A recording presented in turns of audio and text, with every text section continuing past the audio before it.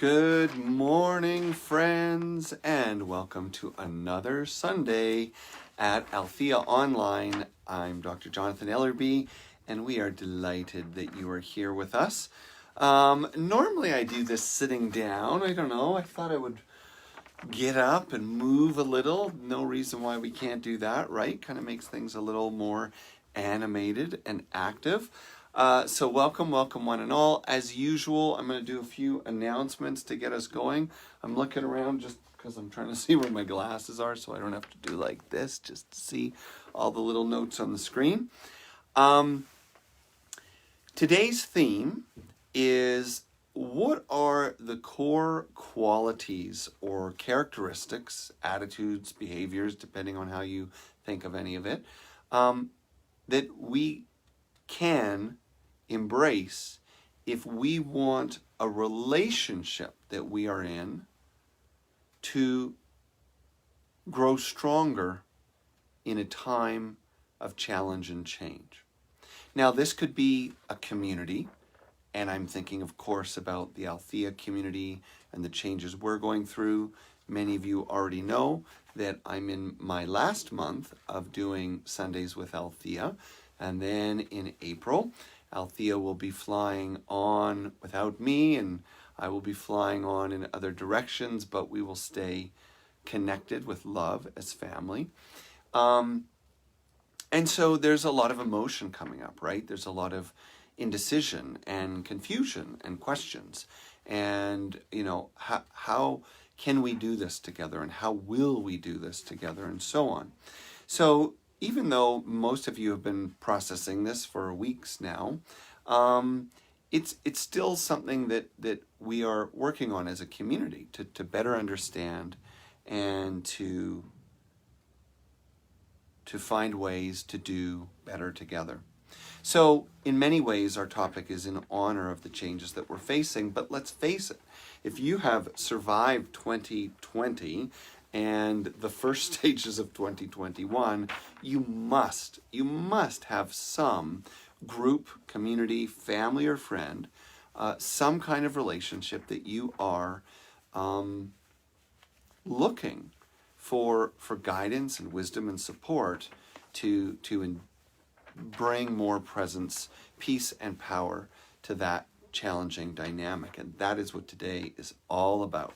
We're going to talk about 5 lessons, 5 core qualities. They all begin with the letter L because I love alliterations. But I believe I have just primed the pump enough that I can get into my announcements, and then we will get on to our gathering. So the first thing, speaking of Althea's changes, this Wednesday at 7 p.m. on Zoom, find the link on the website and newsletter, we will be having an Althea Town Hall. So everyone's invited, and this is your chance to hear from the board about the transition that we're going through as a community. It's a chance to ask questions, a chance to get involved, and I think from what I understand from the board, it's most importantly a chance to connect and honor the feelings that are arising as we prepare for change. And if we don't make room for the feelings, then sometimes they take over our thinking, and that's not going to create a great future for anyone. So, Althea Town Hall this Wednesday, 7 p.m. by Zoom. The link is on the website and in the newsletter. Community Connections continues on Thursdays. I'm proud to say that was an amazing group on Thursday, and Kathy Humphreys led it beautifully, and the community just loved it. So that is a free gathering. It is a chance to process the spiritual journey. There are often different themes presented, and it's all about living a spiritually centered life. Link is available on website and newsletter. Suzanne Hunt's Healing Meditation 2 program, Intuitive Awareness, a 7-week class. Pretty spectacular stuff, begins March 20th. It's a great class to learn intuitive tools and open your awareness to energy healing. Yes, something we could all use a little more of. And we continue the Tim Wilson Mariposa Insurance Donation Match Challenge. We have already met and surpassed the $2,000 mark thanks to everyone's donation, and he has already given his match amount, but we are continuing, and hopefully we can raise another $2,000 to reach that $4,000 mark so that we can continue to have the matches, and we think we can do this, we believe we can do this by March 31st. Alrighty, coming down to the last thing that some of the last things. 11:30 today, after our gathering online, we will switch to Zoom. And if you want to be a part of the live Zoom chat, which is just kind of like 30 minutes to connect, say hi, questions about what happened in the gathering, or a nice moment to see everyone, to be seen and feel heard, things like that. It's just a nice way for us to stay connected. If you'd like to be there, Susan will be posting the meeting ID in the little thread here, and we look forward to seeing you 11:30 when this gathering is over. Now, a couple of other important things, and then we're going to settle down, take a breath, say a little prayer, and get into our story of the day. Easter is coming up, and I know people want to know what's going on. What's it going to be? Is Jonathan going to be there? Is it going to be like last year? Well, let's face it. These are COVID days, and regardless of what you think or feel or believe, it ain't the way it was. So Easter's going to be different this year, but the community members, some of you and the board, are cooking up something quite spectacular. So stay tuned, and this week you're going to hear all the details. Now, here's the last announcement. Some of you have been asking, are we doing a ceremony of change and transition for Jonathan moving on? Well, absolutely yes. We wouldn't be Althea if we didn't honor the energy and spirit of whatever we're going through, honestly, openly, and transparently. So, April 14th, March 14th, that's next Sunday, the theme will be the power of ceremony in times of transition and change. And we're going to talk about why ceremony helps people to master and manage change. Then on the 21st, it's a Sunday, 10:30, our old gathering time, we will be doing a special ceremony in Cheeseman Park. Now, this isn't going to be like anything you've done before. It's not going to be a bunch of speeches and lectures. It is a walking ceremony. Now, you don't have to walk quickly, but you do have to be able to walk on uneven ground. If you can't walk, then you are welcome to be dropped off at the head of William Street where it meets Cheeseman Park, and you can sit. You can just sit and watch and still be a part of it. Bring a lawn chair or have someone bring a lawn chair for you. We want this to be as available as possible. Now, everyone will be wearing masks, and the way the ceremony is constructed, no one needs to be closer than 6 feet. In fact, we're going to shoot for something more like 8 feet as an average, and yet we're going to be all together, as many of you that want to come. It's not an official gathering. It's not an event with tickets. It's not something that we need to, make a big deal of in that way. You come anytime between 10:15 and 10:30. You get out of your car at Althea and you walk. You walk down William Street to Cheeseman Park, where you will be guided through our ritual, and we will be together. I will be there with you. We won't have an online gathering that day because really all of our energy needs to be on that in-person ceremony. It is not just being done for emotion and psychology. It is a part of catalyzing Althea's future and creating healthy transition energy. So yes, it will be powerful to be there. Yes, it will be important to be there. And yes, it will make a difference in the way we all go forward. But no, it's not a big deal if you can't make it, okay?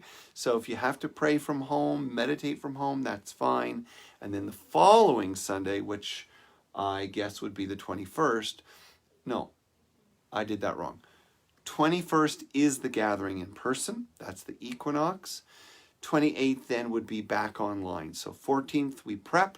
The message is ceremony as a tool for transformation and community development. 21st is our actual group experience in Cheeseman Park at 10:30, or a little bit earlier if you're get there earlier. And then the 28th would be the last Sunday Zoom that I'll do live for now. But not forever, but for now. Okay, did you get that? That was all very important information. We will be putting this in the newsletter so it's clear. We will probably not be putting it on the website. And I will talk about it again next week. So thank you for all being here. I appreciate that we had to do a lot of announcements today, but let's face it, we're going through a lot of things as a community, and this was a very important thing to share. So with that, I want to thank you for being here. I want to thank you in advance for all your love and blessings that you're sending to each other while we're here in our gathering. And also, I should say thank you for the donations, big or small. When you donate on Sunday, you keep our staff engaged, you keep our building beautiful, and you keep our community moving forward. So thank you for all that. Alrighty then, let's stop all this chatter. Let's catch our breath and let's slow down. So I'm going to invite you to close your eyes, sit comfortably but alert. Draw a deep, long, slow breath in through your nose. Hold it a moment. Notice what you're feeling in your body, in your emotions, and then breathe it out. Feel your shoulders relax. Feel the muscles in your face soften and relax.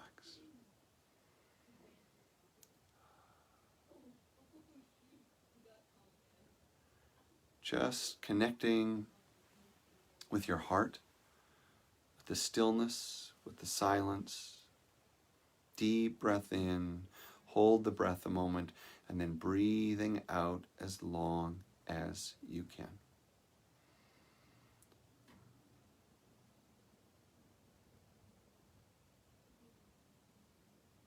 With each cycle of breathing deeply in through the nose, holding the breath, and then really, really, really extending that exhale as far as you can.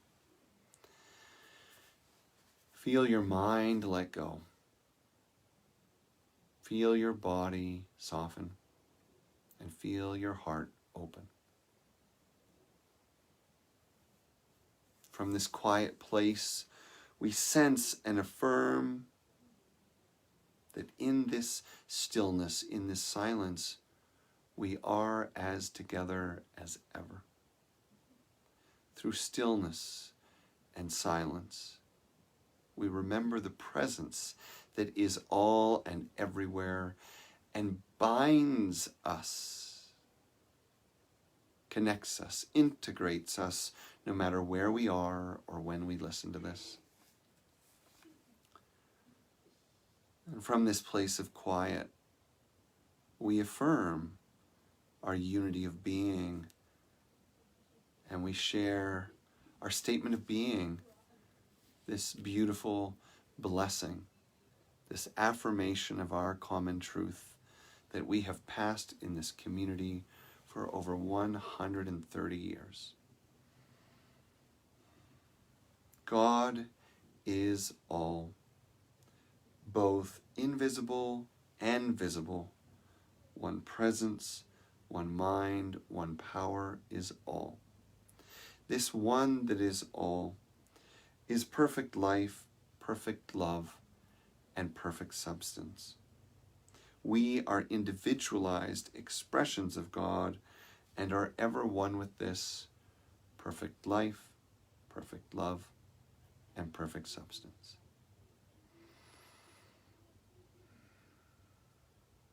Again, staying with the breath deeply in through the nose. Still, pause a moment. Imagine that beautiful life force integrating into every cell of your being, and then the long breath out.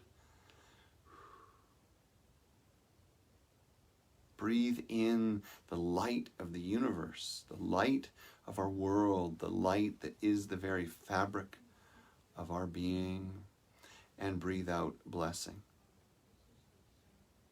blessing for yourself, blessing for your home, blessing for those you love, blessing for those you've lost, blessing for our community and our world. And in this way, together we pray as one, although each in our own way.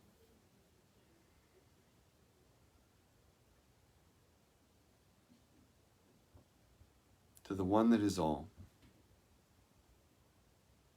our source, our substance, our truest self.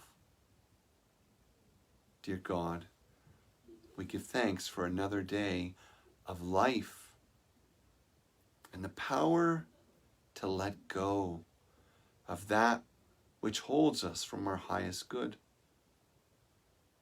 We give thanks for the ability to listen and truly know and feel one another. We give thanks for our capacity to learn, to evolve, to grow, to heal, to transform. We give thanks for our ability to lift each other up, to be a part of the common good, the greater good. We give thanks for the power of service and connection and community. We give thanks for all these beautiful gifts, and perhaps more than anything, we are grateful today for the power and the beauty of love and the endless journey that brings us closer and closer to our truest nature. From this place of gratitude, we honor all the ways we are fed and nourished. We take nothing for granted on this day. Food and shelter, clothing, friendship, whatever measure of health we have, whatever measure of wealth we have, whatever measure of life we have, we give thanks. For in even the smallest particle, we find you, God. And we find love, and we find wisdom, and we know that no matter how dark or bright our lives may get, we know that beauty, joy, and transformation is always at hand. And so we are grateful. Grateful for this world, grateful for this journey, grateful for the gifts and the struggle, and we offer our infinite love and gratitude, our infinite blessings and gifts to each other, to our community, to all communities, to our nation, to all nations, and to all beings everywhere. Amen.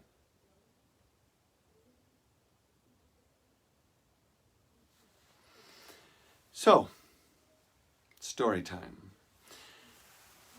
I wanted to share a story that I have shared many times over the years. One might call it a classic. In particular, in my early years at Althea, this was a story that I loved to share, and for different reasons, depending on the season or the setting. And it's the story of a man in a desperate time. Now, when, you might ask, does this story take place? Where does this ask? Philip, come on, man. That's awesome. He got there right away. Who else is with me? When does this take place? Where does this take place? Let's see some audience participation, folks. Come on, right on, Carrie. Who else is out there? Let's send a little love to each other. Yes, it's story time at Althea. Terry, good on ya. Who's there? Barbara. Yes, long time ago and far, far away in a land that is now known as China. There was a desperate man in a desperate time. He felt like he was down on his luck. He was an adult, aging as we all do. His parents had passed on, and he was feeling the loneliness of his life. He had not yet partnered in a relationship. He wasn't able to find a calling or a career, and so it felt like his life was just kind of a string of pointless ups and downs, and he couldn't imagine where any of it was leading. But it didn't feel good, and it wasn't getting better. In fact, he despaired because it seemed like the only thing that he was good at was playing a game very much like what we would call chess. Yeah, chess. In fact, this man was extraordinary at chess, gifted at chess, a genius, if you will, at chess. And he traveled the countryside when he had nothing better to do, playing games in villages here and there. But even chess was kind of getting him down and feeling depressed because no one could beat him. The thrill of the game was wearing off. What was the point to his life? No good game, no family, no friends, no career. And as he lamented his situation, wherever he went and to whomever he would listen, he noticed that there was a kind of theme emerging in the things that people said to him. They spoke of this thing called the Buddha, of this thing called the Enlightenment, of this path of transformation. Well, the Buddha had been gone for some time, but there were great monasteries. And as he asked about these monasteries, about this shining path of light and wisdom, all fingers pointed to the same thing. Have you heard, they said, have you heard about the great abbot in the mountains? They say that he is as enlightened as the Buddha himself, one of the great patriarchs, surely a living saint, a sage, a master. There is no student he cannot awaken. There is no situation he cannot remedy. If you seek your freedom from suffering, then find this great abbot and commit your life to that path. Well, that's just what happened. When he came to the last straw, the last thread, the end of the road, and he couldn't feel, think, or imagine anything more for himself, when nothing seemed reasonable except ending his journey, he packed up the few things he had and set off. A long trip across the great plains, over the raging, treacherous river, through the dark forest, and then up the difficult path into the mountain until finally he came. Wait a second. I need a prompt. And he was pounding on the great walls of a mountain temple. He pounded and pounded until the doors opened. A small entourage of kind, peaceful, loving beings opened and welcomed him in. Yes, yes, come in, they said. The master is expecting you. What? He thought to himself. Did I tell someone I was going? People must have known that I'd take their advice. That's it. The doors closed behind him, and there he was in the inner sanctuary, a place of such peace, everything in perfect harmony and order, the monks moving quietly about their business. And there he stood in the courtyard, and he felt terribly, terribly out of place, for in him was nothing but turmoil. And then, from the inner chamber of the temple before him came the master. No one needed to tell him or introduce him, for the master almost floated. He was so light on the earth, so pure in his heart. And the master came, not a large person, and stood before this broken, fragile, despairing man and asked, "Now, how can we be of service to you, my brother?" Well, the man felt the love, he felt the presence, and he broke down. I'm talking crying and weeping, and wasn't a pretty sight, slobbering and stuff coming out of his nose, the whole thing, telling the story about his life and his childhood, and the relationships didn't work out, and the jobs that didn't work out, and he's no good at anything except chess, but what's that good for? Because he can't lose a game, and it's lost all its joy, and he's ready to end his life, and so he's decided to commit himself to the path of awakening, and he's here to become a monk and finally find his peace. What do you think? Does the monk take him in? I mean, is this really a good starting point? Desperation? Upheaval? What do you think the monk says? Well, I'll tell you. The monk says, "We'll see." We'll see? What kind of answer is that? The monk turns to one of his assistants, speaks quietly in his ear, and off they go. Suddenly the two of them are alone in the courtyard. The silence is awkward, but the sky is blue and the day is beautiful. The air is crisp.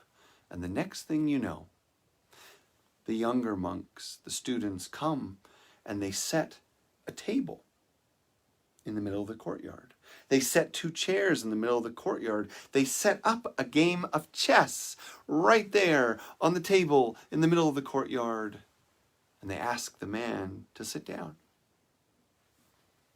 This is weird, but a comfortable place for him. He sits down, and then he sees coming out of the temple another magnificent creature, another senior monk, another master teacher. The abbot motions towards the teacher, who comes and sits across from the man. He introduces them. And this is one of our most beloved teachers, a man who's journeyed with me the longest, a man who has more students under him here than anyone else, a true carrier of the light, a wisdom keeper, and a humble, powerful soul. And I've asked him to come with his grace to help me, to help you with a little exercise. Okay, says the man. Great. The next thing he notices is that 2 young monks come out and they're carrying something kind of long and large in a blanket. They approach the abbot. The abbot opens the blanket, and there is a saber, a sword, as long and sharp and deadly as anything the man had ever seen in his life. And the abbot wields the sword quite elegantly, with strength and precision, and then it comes to rest. And he says to the man, "It's very simple. The path of enlightenment is not for everyone, and today we will discern who it is for next.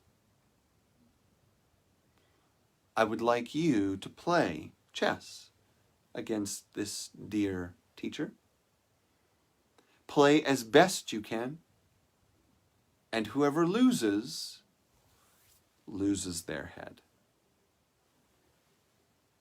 What? Did I just hear that right? Like I came to this place of peace and harmony, and this guy, one of us, is going to lose our head if we lose the game? But of course, we need absolute discernment. And there's no fear here, for we know that we are more than our bodies. This is the test at hand. And if you win, you will be my student and you will be blessed. Suddenly something snaps in the man and he thinks, I've got to take this opportunity. He can't see anything else. He can't think anything else.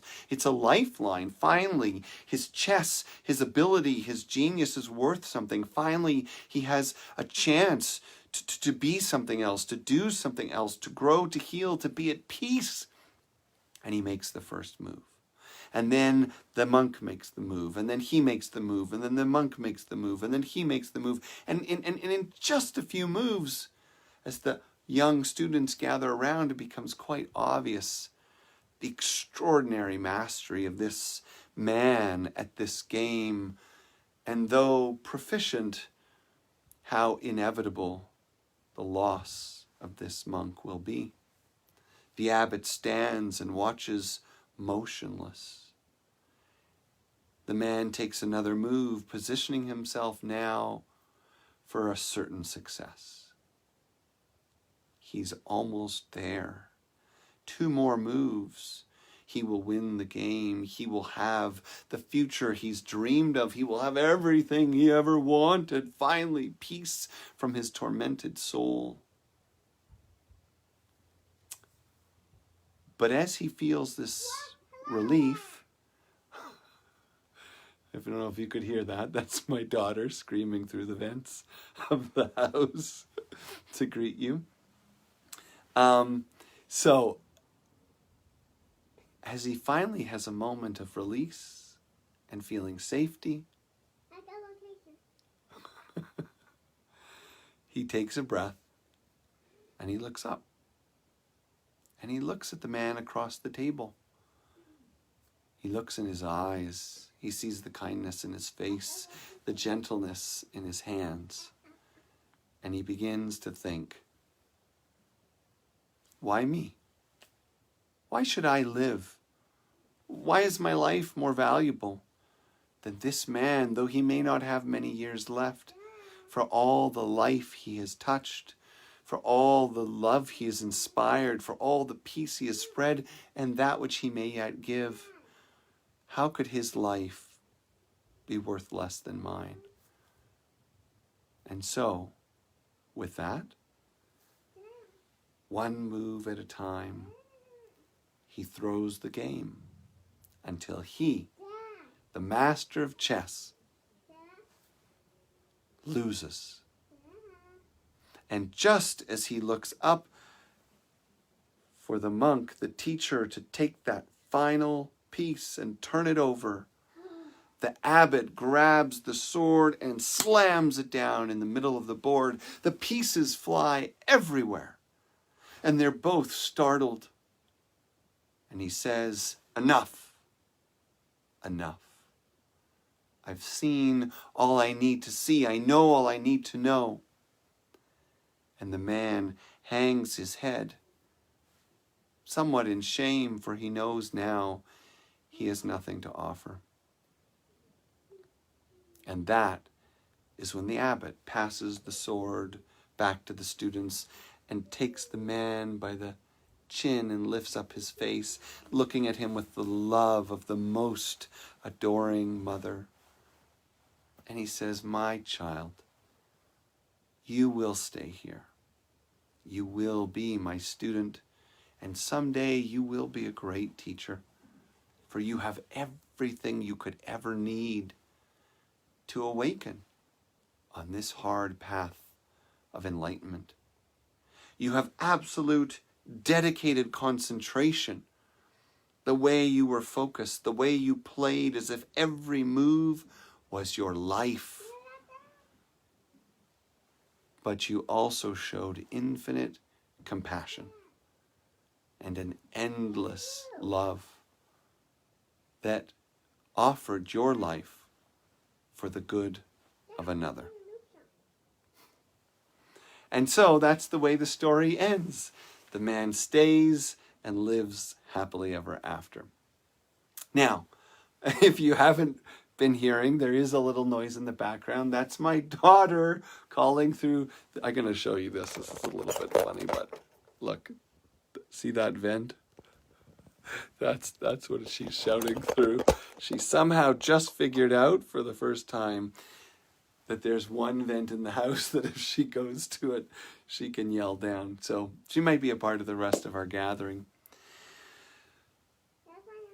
But this is an important message, and this is the message that most of us need to hear today. That life isn't as complicated as we think. It's complex for sure. But to move forward with the kind of strength that we need, with the kind of clarity that we want, with the kind of outcomes that we long for, it doesn't really require much more than what we have. Compassion and dedication, love and commitment. However you want to think of those two things, we have it all. So, in light of this lesson, in light of this kind of message that there are qualities that will take us on the path. There are qualities that will help us to turn around, to transform. What are those qualities? Whether it's us as the Althea community turning to one another, what will our future be? How are we feeling? What will we create? Who will we be? Who do we say we are? Or whether it's a relationship you have with someone at work, or a team you're a part of, or a group of friends or a family. There are 5 qualities that stand out as extraordinary gifts on the path of community healing and the growth and transformation of relationships. And here they are. And we're going to share these with you online, and we'll put it in the newsletter. And we hope that you can keep these in mind as we move forward, as you move forward. So let's talk about what these 5 qualities are, or let's clarify what these 5 qualities are, so that you can choose to be a leader and demonstrate them in your life, in your relationship, and in our community. Now, these 5 principles actually flow in a nice order, although they're not really ordered or prioritized. I wish you could hear this. Can you guys hear this? She's singing you a ceremonial song. If you're going to sing louder. Yeah. Let's get out of here, she said. All right. So the first one is let go. Now, that seems like a weird starting point, right? Because if you're afraid of your relationship falling apart or your community falling apart, the last thing you want to start with is the energy of letting go, right? Isn't this the moment to grab on, hold tight, hold fast? Well, no, actually it's not. Because in the energy of clinging, gripping, and attachment, we strangle the life force of a relationship. And so even though we might be afraid of it falling apart, or afraid of it leaving us, or afraid of it not growing, the very fear that clings chokes. So we have to be ready to let go, but not let go of the community or the relation so much as let go of our ideas about it. This is the way it always was. This is what I was afraid would happen. This is what's going to happen. This is what should happen. All those preconceived ideas and feelings about the relationship that you're in stifles the relationship. When we go to study life, whether it's wildlife or going to the forest or going to the water, we don't sit with a little book judging and evaluating every single tree and butterfly, whether it's doing what we think it should when we think it should. We let go. We go with curiosity. We go with openness. We take it in. And that's the very energy and attitude we need to bring to every meeting, every dialogue about our changing, growing relationships. Start by letting go. That means you show up because you're here to serve, here to help, here to be a part of transformation, here to uplift something you believe in. And because that's so important to you, you will have the discipline, like the man in the story, and the compassion, like the man in the story, to let go of your agenda and your ego needs. So then the next thing that follows is listening. And listening means we need to listen to each other. And in some moments that means just to hear each other's pain, frustration, anger. When a teacher moves on from a spiritual community, even if you didn't really like that teacher, something inside us is triggered and challenged. A portion of that has to do with the teacher and how we might like them or love them. A portion of it might have to do with our fear of losing the community or relationship that's important to us. But a lot of it is really just our history of relationship to parents and family and teachers. And so the listening is about creating the space that people need to feel what they need to feel and not feel wrong for it, not feel ashamed of it, not feel rushed. And the listening will be so essential when it comes time to start getting creative. And the roots of that are already taking place. The little sprouts of that are already taking place. We have the energy of spring with us right now. We're moving towards it. And we need to listen not only to the emotion and the processing, but we need to listen to the creativity and the dreams and the vision and the innovation.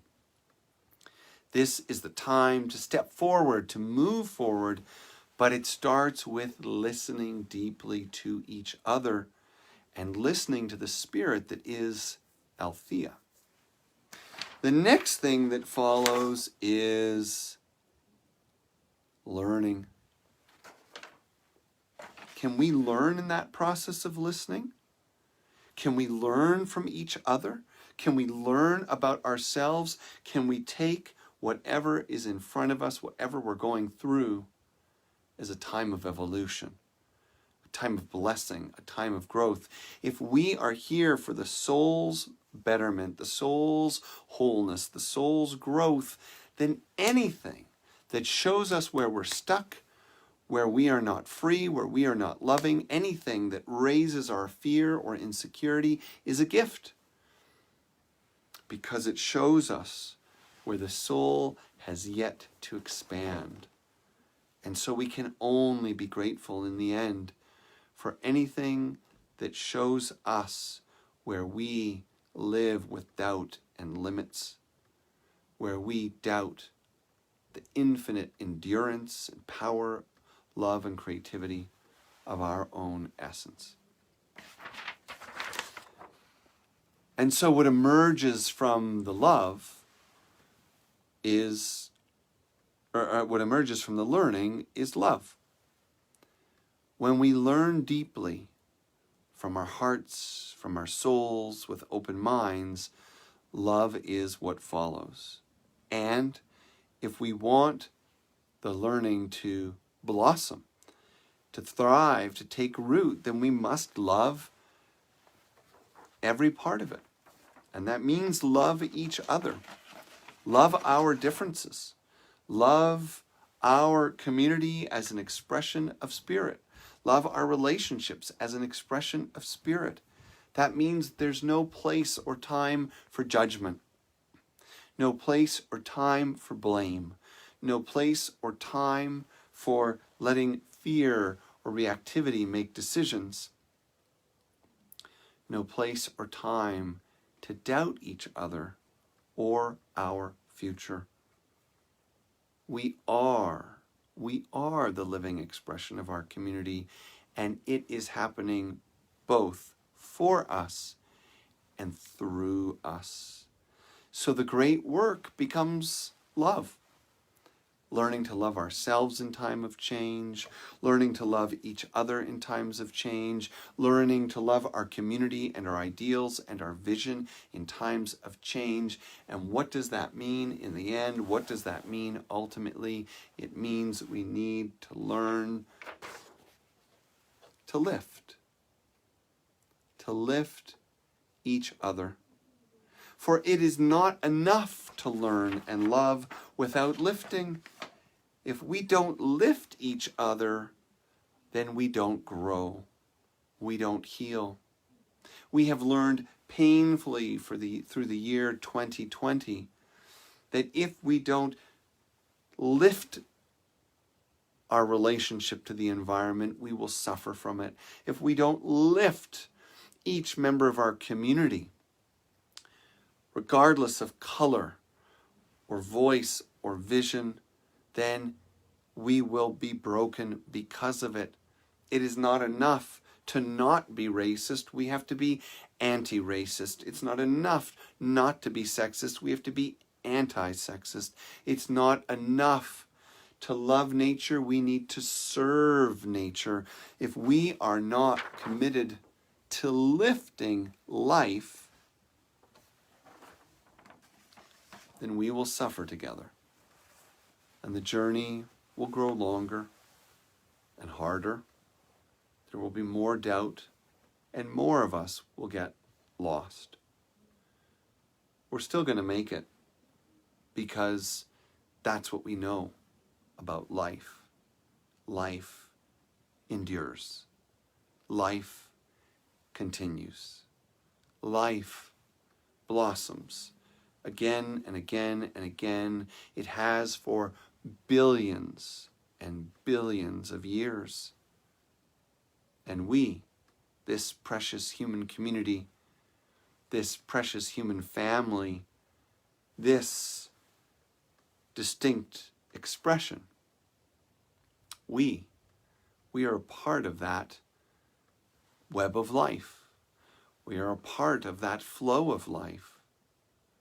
And we can choose to be in that flow, to let go, to listen, to learn, to love, and lift each other. Or we can let our fear and our wounding take over and struggle, suffer, live in fear. Life becomes contracted and constricted. And it's okay if that happens time to time, but that's not the way we were meant to live, and you know it. That's why you're here. That's why you're listening. That's why you're going to share this with people. That's why you're going to watch some of this again. That's why you're going to write down, let go, listen, learn, love, lift. Because you feel the presence of Spirit within you, and you know that the essence of who you are is greater than anything that's ever been done to you, greater than anything you've ever gone through.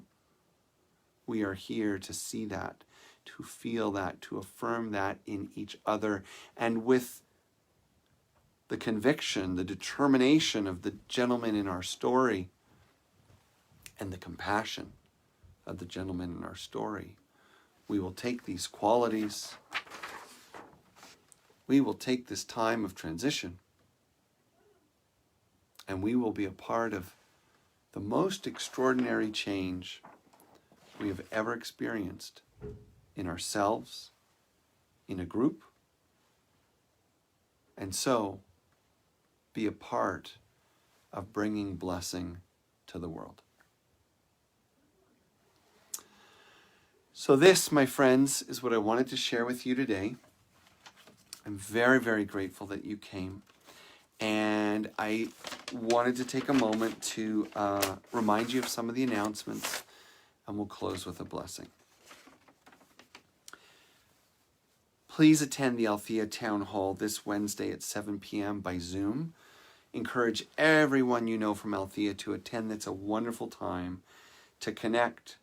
You'll hear from the board, you'll hear from each other, and it's a chance to begin to see each other without the lens of Jonathan, and to realize that it's a safe place to have your feelings, and it's a powerful place to share your visions. Community Connections continues this Thursday at 11 a.m. We are no longer doing the evening program. Kathy Humphreys will be leading. It's free, although we accept your donations. And last week was spectacular, so I hope some of you will join this week. Sue Hunt, Healing Meditation 2, Intuitive Awareness, a 7-week class, begins March 20th. Look it up online. Incredible program about opening awareness and learning about healing energy. The Insurance Donation Match Challenge continues. We've already surpassed our $2,000 mark. Help us reach the $4,000 mark as soon as we can. Let's see how far we can go. Thank you for all of our donors so far. Yes, there will be an incredible Easter. Details are coming this week. And remember our special ritual progression that comes in the weeks to follow. Sunday the 14th, I will be here live with you, and we will talk about the importance of ceremony in times of transition and change. Then on the 21st, Sunday at 10:30 a.m., live in person, we are gathering at Cheeseman Park in a special ceremony that will allow us to be distanced and masked, meeting all of our different kinds of needs and feelings about gatherings right now. It will be outside, it will be in nature, it will be regardless of the weather, and we will send you details about that, how you can participate, and there will be no online service that day. Then on the 28th, we will gather again, and I will share my last Zoom message for now, as we have our online gathering the 28th. Did I say that right? Yeah, the 28th at this time in this place. So thank you. Thank you for your donations. Thank you for making this community strong.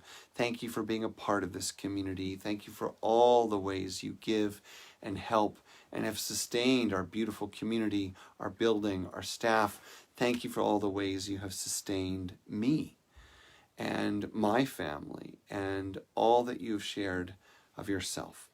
Let's continue in strength, and let's close with a little blessing. If any of you would like to join me for a short community connection and chat, in 5 minutes, we'll be on Zoom, live and together. So with that, big breath, let your eyes close, and as you breathe out, feel yourself slowing down and settling down.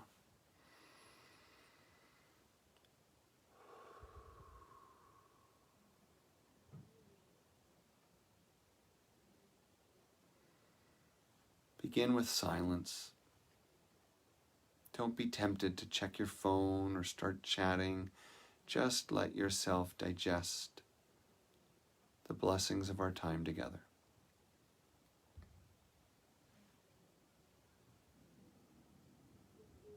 Within the one that is all, we pray that our hearts and minds would be open to the flow of spirit that is ever present in our lives. And through our openness and opening, that we would become the highest, purest, truest expression of ourselves, honoring each other and our world. May we be leaders that know how and demonstrate what it means to let go, to listen, to learn, to love, and to lift each other up in the light of spirit. For all these things and the prayers that remain in each of our hearts,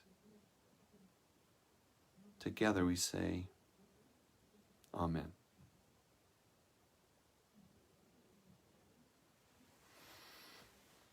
Thank you one and all. I love you, and I'll see you soon.